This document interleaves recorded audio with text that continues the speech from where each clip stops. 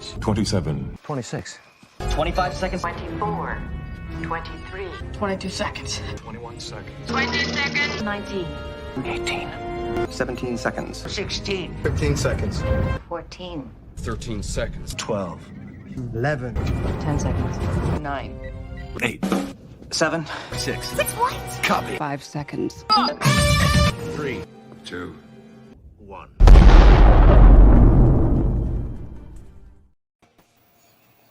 Hi folks, and welcome back to the Scotch Tracker. Today we'll be discussing the original series of Star Trek starring Kirk, Spock, McCoy and all the rest. Thanks very much to Bob and to Glenn for joining us today. Looking back, what's your earliest memories of seeing the original series? Oh my gosh, I think I was, a child watching the original, but really didn't get into it until it got to syndication, where I was older and could actually understand what was happening. But I just knew it was cool, and I knew there was action, and there was sci-fi, and there was aliens, and that was enough for me. And then when I really started to get into it, when we had syndication on, New York Channel 11, WPIX, that was, I was able to convince my parents to allow me to have dinner at 6 o'clock every night, just because my parents knew I was whining too much. So they just said, all right, we'll let you do it. So, that was my indoctrination. And, it was, I would watch the reruns over and over and over again, as I still do. So cool. That was my introduction. And of course, the rest is history when I got involved with fandom and everything else. So, it's amazing. 55 years this year, from those humble beginnings. Cool. And Glenn? Well, I was actually born the same year Star Trek started airing, but I don't really have any memories from that time for some reason. My earliest memories were watching it in syndication in the early 70s. And I was hooked immediately. My mother was already a sci-fi fan, so she got me hooked on that. And as a child, I loved the adventure. I loved the action. As an adult, I loved the stories, the backgrounds of the characters, the character development. I don't think any other Star Trek series has started out as well as the original series as far as just jumping in and being really good. The other series all seem to take a year or two to get going. Yeah, I'd agree with that. Yeah. So I wonder, if you remember, basically what the first episode of the original series that you saw was, and if you have any particular favorites episodes of the series. For some reason, I think whatever episode it was, it had Chekhov in it. So it must have been a third season episode while the show was still on. But I was pretty young. I probably didn't understand what was happening. But it was enough that it clicked. And then once I realized, like Glenn in the 70s, that it was in syndication, then I started to actually get into it and understand it, and would watch it every single weeknight. And could appreciate it and, follow along. So do you have any favorite episodes, Bob? Oh my God, City on the Edge of Forever, Doomsday Machine. Cool. So many that, it would be easier to say which one, that you didn't like. Trouble with Tribbles was a classic. They were just so much fun, and some had more meaning behind them, and others were a little less so, but still a lot of fun. So I can only think of a few episodes that I think kind of maybe missed the mark, but for the most part, I really enjoyed the series, and it was why even after all these years, Saturday night after Svengoolie on one of our channels, I'll watch it. My wife and I will watch the classic again, even though we have the CDs, even though we have Paramount Plus and can watch it anytime, because it's on. We have to tune in. Practically an addiction. And Glenn? Absolutely. I think my first show that I remember watching was probably Balance of Terror, and that actually happens to be one of my favorites. I just love the intrigue, the introduction to the Romulans. Of course, as Bob already mentioned Trouble with Tribbles is amazing. City on the Edge of Forever is amazing. But I think Balance of Terror, because that may be the first one I remember, has kind of a sentimental favorite value to me. Cool. Like, what would you say is your favorite character from the show? Kirk, of course. I mean, who didn't want to be Captain Kirk, especially at a young age? Me, I wanted to be Spock. Oh. I love the idea of the logic and the computers. As a matter of fact, Spock's love of computers is what caused me to start working on computers, first as a hobby and then as a career. I'm actually a computer engineer, and I have been for many years. So Star Trek actually inspired me to do what I'm doing in real life. Oh, that's cool. Cool. And are there like any like character relationships like you think like worked best in the series?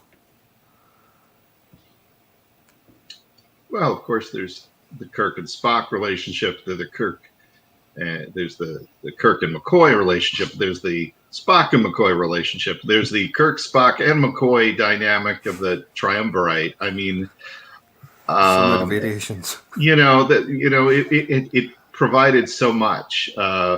Even the Sulu Chekhov, you got to see a little bit of the even briefly in the series. You got to see what they were like when they weren't on duty. Especially more so for Sulu in the first season, where we kind of saw that there was a friendship between him and Rand and Uhura.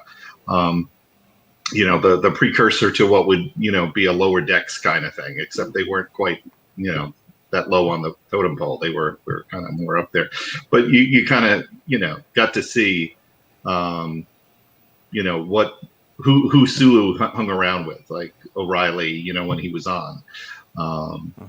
So you kind of got to see a little bit of the dynamic of off duty. And even a little bit of the feelings that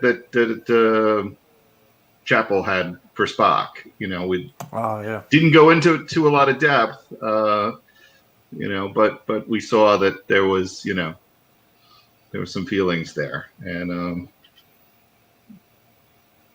even though they focused a lot on the big three, it very much was an ensemble show. And I think had it gone on to a fourth, fifth, we might have seen like maybe, a Scotty, more centric Scotty show or episode here and there, more so than we did. Not to say that we didn't have at least, one there, and maybe we would have finally seen one that was devoted to Sulu. So it paved a big way, to the future. Absolutely. Well, since Bob stole almost my entire answer. Sorry. very, very well spoken, actually. The one relationship you forgot was Scotty and his engines. Favorite in the entire series. For Scotty, the most important thing was the Enterprise and his poor Barons. So, but yeah, the big three, of course, and the fact that everybody got along, and we had such an amazing ensemble cast that I don't think has ever been matched as far as a core group of individuals who interacted so beautifully and were so wonderfully written and acted. Deep Space Nine kind of comes close. Cool. So you sort of like mentioned earlier that you thought basically the original series was sort of like hitting quality as soon as it started. I wondered, like, what would you say is is your favorite season of the original series? As Glenn had said, it really did come out of the gate,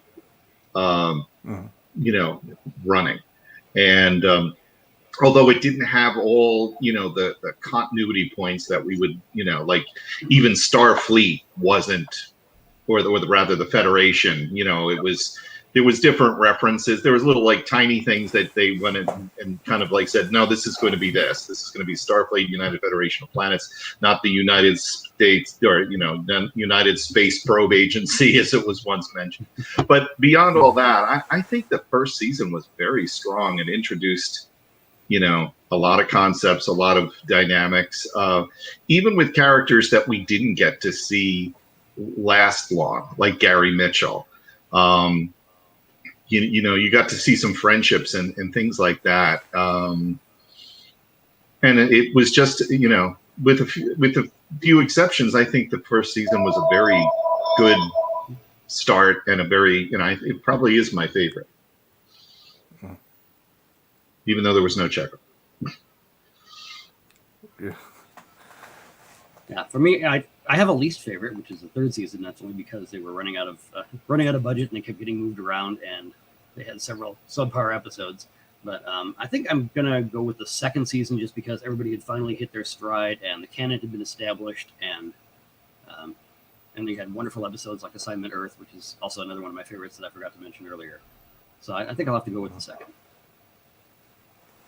Cool. And do you think like the show's like aged well? Do you think it's still relevant to like the younger generations?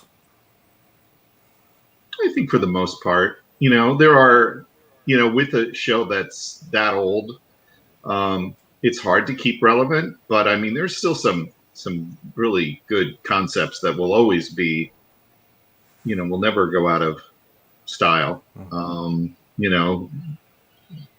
Some of the special effects and things like that, even with the remastered. But I think Star Trek's strength was always its stories and not necessarily its flash and so I think for the most part, I mean, clearly there's some exceptions that are always brought up. Turnabout Intruder, is always mentioned about. But I didn't take verbatim that when they said a woman couldn't be a starship captain, that it really applied to everybody. Because we saw from the start that number one, what could have easily been in line to be a captain. I think in that particular case, she had probably failed the psychophile, psycho test. And they told her, you'll never become a starship captain. And I think Kirk just played along with that. So that was always my explanation in my head for that episode. But I think generally, it stands up. Yeah, absolutely. The characters and the stories definitely still hold up today for the most part, except again for several third season episodes like that one. But even the aesthetics, it's kind of like a 60s retro version of the future. And if you're introduced to it as a child, then it has a sentimental value that lasts forever. I've been talking to parents who have young kids, and when they introduce their young kids, who have all this wonderful 21st century technology, they introduce Star Trek, the original series, to them as kids. They still love it. They think the aesthetic is amazing. They don't care about touch screens and 3D holograms. They love it just as much as we loved it as kids. Cool. I wondered while we were discussing the original series,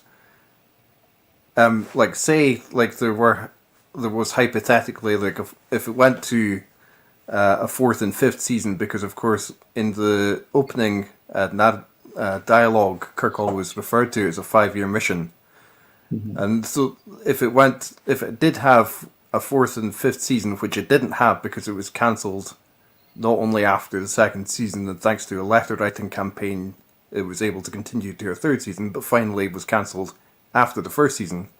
If it then progressed to the fourth and fifth season, do you think that would have benefited most from still being so episodic, or do you think that would have been an interesting idea for it to be more serialized, like they have with Discovery and Picard, nowadays? Granted, it took decades afterwards, but I think what I would have loved to have seen was what we got in the form of the Star Trek Continues fan film, fan series. And while the original cast obviously was not there, you couldn't really ask for better replacements. And their use of the incidental music, sound effects, the sets that were recreated, the acting, and most of all, the stories that were produced for that show, that was, if you can get over the fact that this isn't Shatner or Nimoy, but give it a shot and see the excellent writing and, you know, the scripts that just brought them back to life, that was season 4 and 5, you know, and throw in the animated series as well. But I think that's what we would have loved to have seen, which they expanded on roles of Scotty. They introduced new characters. They brought back some older characters that were then fleshed out. You know, it was a wonderful series. Now, would had if NBC hadn't made that decision and they produced a 4th and 5th season, would it have looked like Star Trek Continues? You know, would it have been as highly written? Probably not, but obviously we would have loved to have had, you know, 2 more seasons of live Trek. But perhaps it was never meant to be, and maybe the fact that we didn't get the 5-year mission continued was partly why fans felt cheated, and why there was more, you know, like Star Trek Lives conventions and everything that made it, you know, want us to have more and made it popular, and eventually got it resurrected through movies.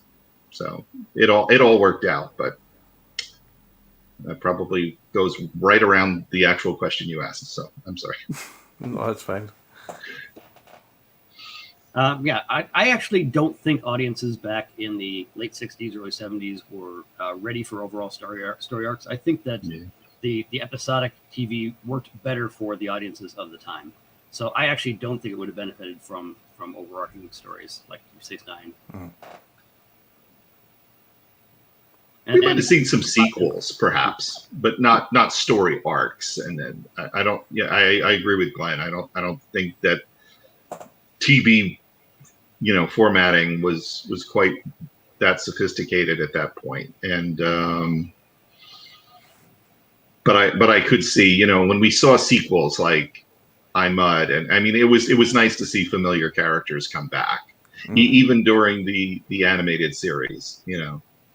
And I was thinking about sort of how, like, that vision of it's sort of being charted even from the earliest stages, and actually going on to the last 5 seasons, I believe is done with Babylon 5. It's similar. And also I was thinking about how the comics, there's Star Trek comics year 5 that apparently I've heard, like, they're about to finish their run. Year 5, they're being covered in the 50th year. Well, it's relevant, I suppose. I would like to thank Gaz Williams for the thumbnail for this video, and I'll post at his request, I guess. I'll post a link to his DeviantArt page on the description page for this video. He does a lot of really nice Star Trek art. And I would certainly like to thank both of you, Bob and Glenn, for joining this discussion. And thanks to our viewers for watching. Please remember to like and subscribe. Join me tomorrow at 10 AM Eastern, 3 PM UK, when I'll be speaking with Deep Space Nine and Voyager stuntwoman Leslie Hoffman. And also discussing, next week we'll be discussing the animated series and the Next Generation. So join us then, and track you later. Bye.